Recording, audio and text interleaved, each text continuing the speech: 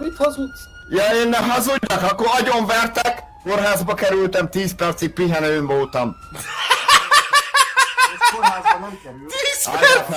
Álljál fel! Szétütlek Nem mondd meg, megint. hogy mit csinálja. A minden felállom,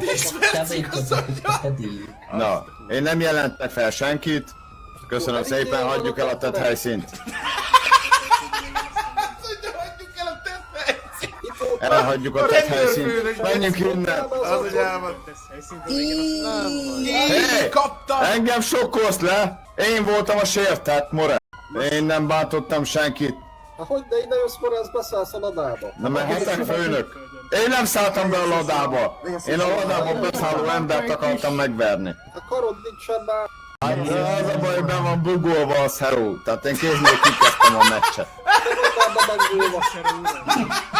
Figyelj, more! Kéz nélkül melyik őtöket hagyjam szájba legálisan? Melyik engedi meg? Feljelentés nélkül engem agyonvertek, én feljelentés nélkül távozni akarok a tett helyszínről. A rendőri hatóság túllépte a megengedett körülményeiket.